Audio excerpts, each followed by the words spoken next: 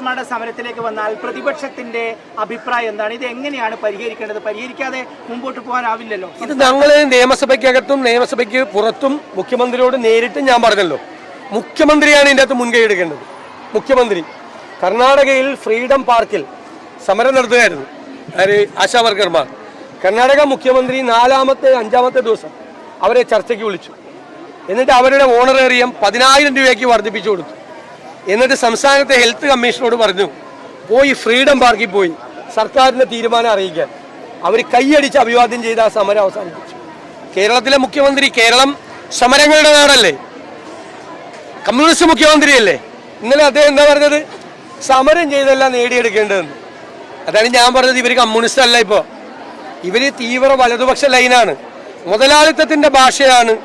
കാര്യങ്ങൾ നേടിയെടുക്കേണ്ടത് സമരത്തിലൂടെ അല്ല എന്ന് പറയുന്നു. ഒരു കമ്മ്യൂണിസ്റ്റ് മുഖ്യമന്ത്രി അത് പറഞ്ഞപ്പോൾ ഞാൻ വിസ്മയിച്ചില്ല, പക്ഷെ നാട്ടിൽ ഒരുപാട് പേര് വിസ്മയിച്ചു. എനിക്കറിയാം ഇവർ മാറിയിട്ട് കുറെ നാളായിരുന്നു. അല്ല, ഏതെങ്കിലും ഒരു കമ്മ്യൂണിസ്റ്റ് മുഖ്യമന്ത്രി പറയോ സമരം ചെയ്തല്ല കാര്യങ്ങൾ നേടിയെടുക്കേണ്ടതെന്ന്? അതാണോ അദ്ദേഹത്തിന് തന്റെ പാർട്ടിക്കാരോടും കൊടുക്കാനുള്ള സന്ദേശം? അതായത് കേരളം എപ്പോഴും നന്നായി പോയത്. ഈ പാവങ്ങൾ ഇങ്ങനെ റോഡിൽ ഇരിക്കുകയാണ്. അപ്പം പ്രതിപക്ഷ നേതാവ് എന്നുള്ള നിലയിൽ മുഖ്യമന്ത്രിയോട് നേരിട്ട് സംസാരിക്കാനോ അങ്ങനെ? ഞാൻ ഇനിയും നേരിട്ട് അദ്ദേഹത്തോട് സംസാരിക്കും. ഞാൻ അസംബ്ലിയിൽ അദ്ദേഹത്തോട് അഭ്യർത്ഥിച്ചു, നേരിട്ട് ഫോണിൽ അദ്ദേഹത്തോട് പറഞ്ഞു, ഇനിയും നേരിട്ട് കണ്ട് അദ്ദേഹത്തോട് ഇത് തീർക്കണമെന്ന് പറയും. ഇത് കുറെ ആളുകൾ കൂടി അതിൻ്റെ അകത്ത് ഈ സമരം വിജയിക്കാൻ പാടില്ല എന്നൊരു വാശിയോടുകൂടി ഇറങ്ങിയിരിക്കുകയാണ്. ഇപ്പൊ പോലീസും ആ രീതിയിലായിരുന്നു. അല്ല, അതങ്ങനെ ചെയ്യാൻ പാടില്ലല്ലോ. സമരങ്ങളെ അടിച്ചമർത്തി സ്ത്രീകൾ, ഈ പാവപ്പെട്ട സ്ത്രീകൾ ഇവിടെ വന്ന് സമരം ചെയ്യുമ്പോൾ അവരോടാണോ സർക്കാരിന്റെ യുദ്ധപ്രഖ്യാപനം? അവരോടാണോ? അടുത്തത് അംഗൻവാടി വർക്കേഴ്സിന്റെ സമരം.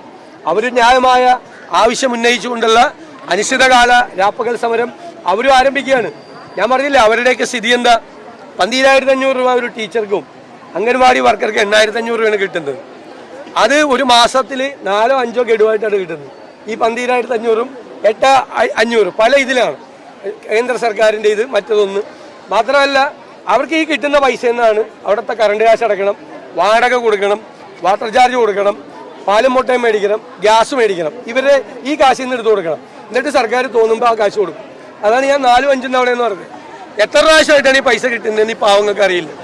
എന്നാൽ നാട്ടിലില്ലാത്ത എല്ലാ ജോലിയും കൂടി അവരുടെ തലയിലും കെട്ടിവെച്ചിരിക്കുക അതാണ്. അപ്പോൾ അവർ ന്യായമായ സമരം ചെയ്യുമ്പോൾ ആ ന്യായമായ സമരത്തിന്റെ കൂടെയാണ് ഞങ്ങൾ.